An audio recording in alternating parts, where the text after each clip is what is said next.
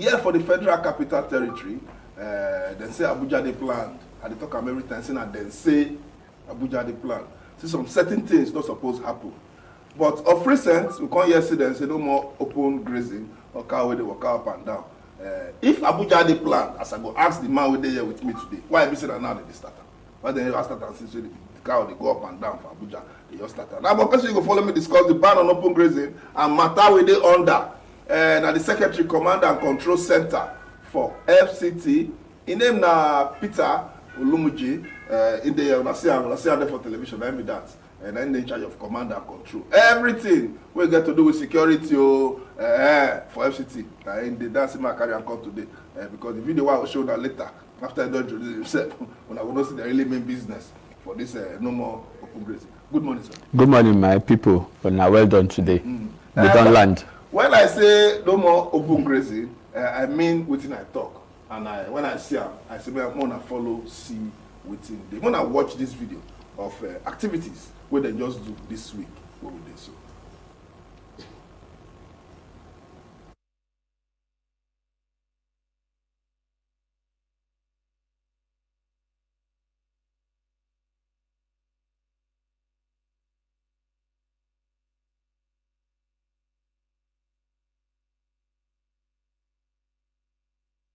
Yeah, now beggars started the pursue, so all this one are beggars. All those ones where they run, so somebody say they're blind. But when they see Abuja people, we go catch them. They run past Usi Road. This one a person cow, the owner of the cow dog base. So now they don't catch the cow, they snap her. Those ones using those selfie, they will carry now Caesar. We go find out from the man here, what will be the plan that they get after they don't catch the cow. Like, this man get mine though. They even they kidnap, they even the whole cow. I don't even fear this cow feed just first now. You know they go anywhere. See, you know she say the car no one will move. Oh, the cow will rebel. It's the para now. Oh yeah, I continue to watch this small advert. We'll come back to the program. Good morning, Naija. Go continue.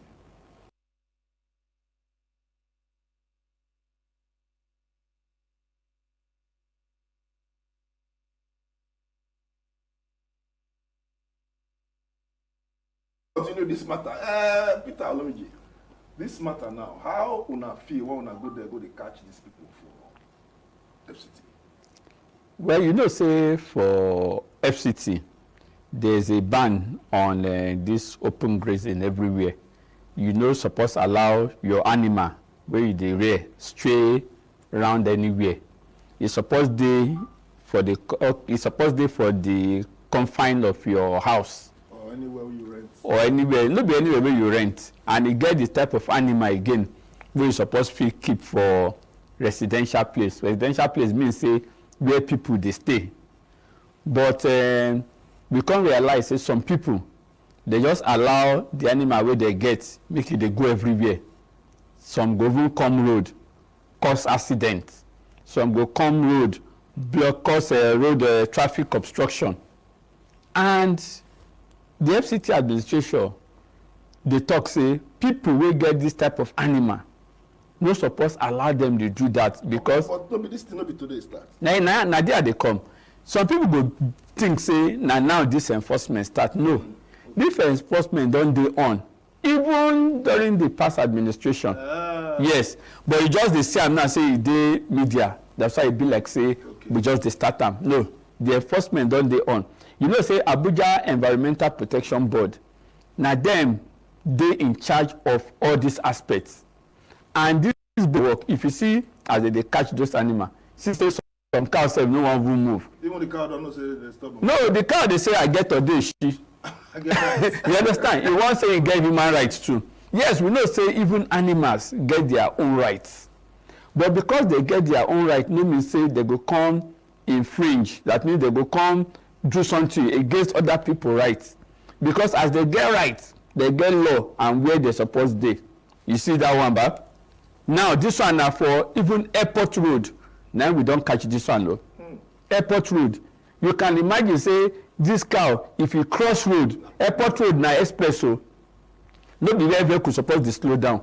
Imagine say this cow now and so many of him brother for back just enter once.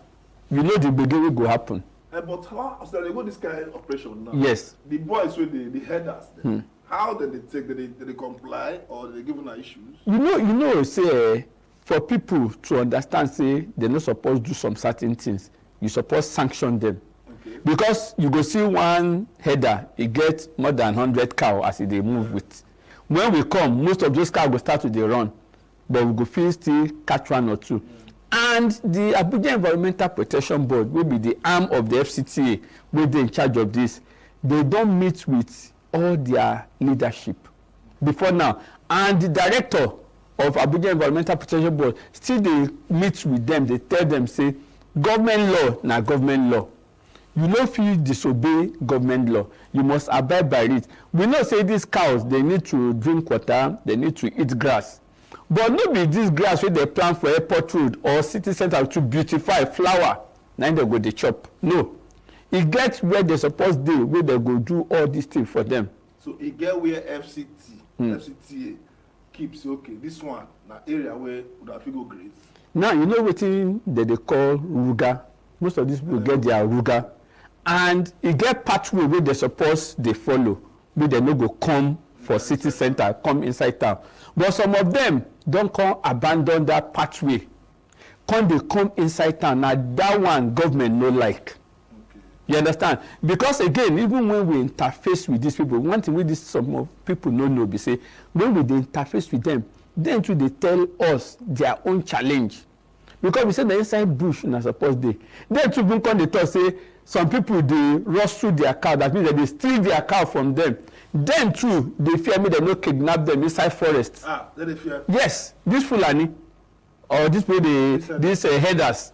You understand? They even they fear me they no kidnap them too. They kidnap them for bush. Then they kidnap them. Then they steal their cows too now. Because you know say as they go when they sell cow they get money too. You understand? And these kidnappers they want money. You understand? So then too they fear. So when they explain all these ones to the FCT administration, we can't still tell them say, but you get parts wey na suppose dey wey dey safe. But as some of them no wan hear, and because of the safety of lives and property within FCT, na im we intensify the enforcement wey you dey see now. But the enforcement don dey on before now. My country people wey dey talk am here every time say anything wey dey happen for Abuja, Nigeria, this Good Morning Naija, we go talk am for our network station. And one we just see this week be that. When I see those beggars who even they run, they say that they see, they see. But how when I see that kind, those ones they see how they run. You know, say somebody will say he be beggar, you know they see. You can't, you know, say he they do bad thing because now wicked person they do bad now go wrong if you see law enforcement or enforcement team. But we can't realize that some of them they talk say they know they see. When they can't see the enforcement team they call, because you know the social development secretariat today involved in what they do. They can't run past we where they see safe. Person we know they see. You understand? You can't even see safe. Now we can't support because these people, you know what the FCT they do be say when they carry these people, arrest them, it gets where they take them go reform them. Yeah, FCT for Buhari, FCT no one make they just they beg for street where be say you feel learn handwork. Take improve yourself. But unfortunately, some of them, even when we take them go there, after a while, when you think say they don't do okay, they go back again to the street. And that is why this enforcement will start now holistic enforcement. What it means say we dey do everything together at once. Everything will be city nuisance. You see there as they run back. Some of them go even talk say their leg no good, but that day we see say leg straight. Maybe miracle happen that day. So FCT administration dey make miracle happen. This one a miracle. But this now can work now. I know say sometimes we go see say like when we dey grow up, we tell our papa say we need this one, the papa will bring a comment. Sometimes we won't thief our papa money. That time our papa not dey, you know, we hear what I talk down. We don't know say it hard to fit gather money. And this kind of work what they do now. I don't say when they get any area when I want make governments help una do una work better. Which area be that? I mean FCT administration don't do everything. You know one good thing about FCT administration be say that they provide the enabling environment for you to do your work. If they not provide that, we not go in the outside. So if you see say we get the vehicle, we get everything. Even now we be say fuel done the knock door for everybody. FCT administration still they provide all this one so that they work, because if we not do them the right time, Now everybody with the FCT go suffer. And one thing I want to tell you is even this case we still say with the arrest, sanction there on top them. They get EAPB get their mobile court. Where judge go sit down, they go sanction them, and they go pay fine and everything. What about the headers who try to obstruct work? What do they do about it? You know, in fact, most of the time when you see these headers, some of them are small boys. You understand? So most of the time, we don't even go after the headers. The administration goes their obonge person. Okay. You understand? But you know, say this thing, it needs constant enforcement and constant enlightenment to them, because them na their own livelihood be that. But again, we know what made their they disrupt other people's livelihood. So we they make sure say the AEPP they get constant meeting with them. They also tell them the danger of what they do. And some people go just soon for street now say these people they very very wicked though.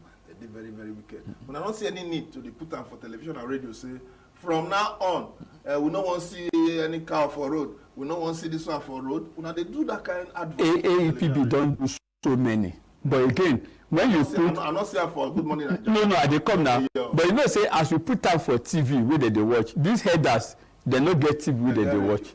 But we get radio platform, again, where they drum for different language. Because when you talk about headers, maybe say now only Fulani as people they talk, Igbo they as headers, Yoruba they as headers, Hausa they as headers. Every heading activity cuts across everywhere. You understand? So we not supposed to say, oh, now one said because they get this stereotype mentality we get say, now only Fulanis. No, everybody they involved. You understand? And this advert where AEPB don't send out before now, they drum for different languages. Okay. Those who feel listen to radio, they go hear for radio. Those who feel see for TV, they go see them. And so that's how we do it for different ways. But you now be secretary of command and control now, and they watch the CCTV camera. Where they, but not CCTV camera not everywhere. They down the office side, and then the office day. They say and they everywhere without an office camera. How una want to stop this matter of phone picking for Abuja? But they pick this morning. One chance now, they don't get different style. What you know they do to fit stop them for Federal Capital Territory? Because your department. No. The issue of one chance, there's serious clamp down on them. In fact, the way they report one chance before for Abuja, it don't reduce drastically. For phone, no, for that airport road now. You know, so when you talk about phone, everybody no go just the touch light. You know, say phone fit in your pocket. Somebody maybe wearing that they rush to enter vehicle. You understand? Wait now. They choose that one now isolated case. Maybe for night time. You understand? And the FCT police command under the leadership of CP Haruna Garba, he don't send the crack team out and plenty arrests where they don't make. And that's why when we hear all these things, we pass them to the relevant security agencies, and they do on top of their game always. My country people tell you every time say this program if it gets any kind of information you won't get. The number so the display is the number in case you not see them today. I will send them for next time. But you know the program now. We will always give you information we need to know to fit live in peace and in safety. Know your neighbor. If you see any kurukere movement, call police. Now if you see even they together as vigilante catch thief, more than not kill the thief, hand them over to police. But before you go, I beg, within FCT administration they do concerning this land issue for FCT, because now land issue, drug intake don't increase. I will tell you now. Small girls now, we supposed to do with their parents. They don't do with their parents, they do for streets now, for nights, come for night, they're full everywhere. What do they do about the only cows when I want clear from streets? What about all these other vices where they make our children? See at those states now, they see like 13 people in less than few days. All this thing are drug intake. What do they do for FCT to reduce this, to make it not be like a those states one? You know, for FCT, the agencies, the security agencies, and the departments, government department, all of them, they work together as one. For command and control, we get a team of NDLEA officials too. And anytime when we go out, go do this enforcement, we dey torchlight different type of issues. As we dey catch cow, where you dey catch cow, you go see traffic issue. Where you dey see traffic issue, you go see drug related issue. Where you see drug related issue, at times you go even see commercial sex worker issue. So everything wey we dey go out like that, we dey go out for everything, because we get every department and organization dey represented for the tax team. So no be say we just dey go focus on cow alone, we go come leave drug issue when we see am. The NDLEA people, they make sure say they touchlight. At times when you go some lungu, they go search some things before you know they don't carry some Igbo comot, they don't carry some certain hard drug, tramadol and the rest. So all these things we dey do holistically. You understand? And all this observation wey you get, you know, say that's how we come here. As we get feedback from members of the public, we ensure say we touchlight those places. You know. My country people, I will thank you for sending the feedback to me. And what you send, give me. Now they talk here, so I not just carry the talk. I don't feed everywhere. I don't feed the gishiri, they look they are portrayed at the same time. And the information when I send, give me through that number I will put that day for when I see the send information. Come now, Peter Olumide will be Secretary of Command and Control Center here for FCT. When I then they put eye for security, and then mount Abuja Environmental Protection Agency people. We fit make them fit catch those cows when they roam around for FCT. And then if you watch that video where in wear helmets, it can be like saying go to police training school. You now go police training school. Now Secretary, thank you very much for coming. We join our Benin network and continue with the program. Thank you so much. Nigeria.